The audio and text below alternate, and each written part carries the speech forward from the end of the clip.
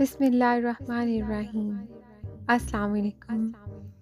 ایک نقاب پوش ایک رات ملا نصیر الدین کے کمرے میں گھس گیا۔ ملا کی آنکھ کھل گئی۔ اس نے پوچھا، بتاؤ ملا، کہاں ہے وہ اشرفیہ؟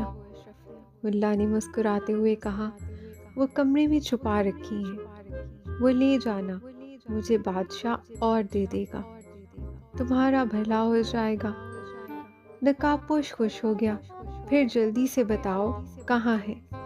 وہ بولا، بتاتا ہوں، مجھے پہلے ایک خواب کی تعبیر بتاتے جاؤ، ابھی تمہارے آنے سے پہلے خواب دیکھ رہا تھا۔ اس نے کہا، جلدی بتاؤ، خواب کیا تھا؟ ممکن ہوا تو بتاؤں گا۔ ملا نے گلا صاف کیا اور کہا، وہ ایک تاریک جنگل میں جا رہا تھا کہ جنگلی جانوروں کا خوف بھی تھا، مگر حیرت کی بات، وہ میرے پاس سے گزر رہے تھے لیکن مجھے کچھ نہیں کہہ رہے تھے کہ اچانک میں ایک دلدل میں گر گیا۔ بہت کوشش کی مگر جتنی کوشش کرتا اتنا ہی دلدل میں دھنستا چلا جا رہا تھا۔ میں نے بلند آواز میں اپنے بیٹے کو پکارا، فہیم الدین، فہیم الدین۔ ملا نے بلند آواز میں کہا، مگر افسوس میرا بیٹا آواز نہیں سن رہا تھا۔ اب اس کی تعبیر بتا اور اشرفیہ لے جا۔ نقاب پوش سوچ میں پڑ گیا۔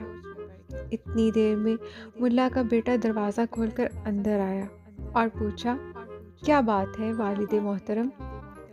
اس کی نظر نقاب پوش پر پڑی۔ اس نے جھپٹ کر اسے پکڑا اور اس کی مرمت کرنا شروع کر دی۔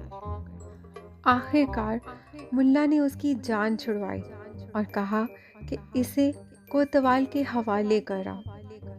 جب وہ نقاب پوش لے کر جانے لگا تو ملا نے آواز لگائی، بھائی میرے خواب کی تعبیر تو بتاتے جاؤ۔ اس پر اس نے مڑ کر دیکھتے ہوئے کہا، میں چور ہوں، کوئی تعبیر بتانے والا نہیں ہوں۔ سچ ہے، جس کا کام اسی کو ساجے۔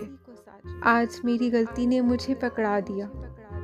صبح جب ملا نے بادشاہ کو واقعہ سنایا تو سب درباریوں کا ہنس ہنس کر برا حال ہو گیا۔ بادشاہ نے ملا کو 2000 سونے کی اشرفیاں دینے کا حکم دیا۔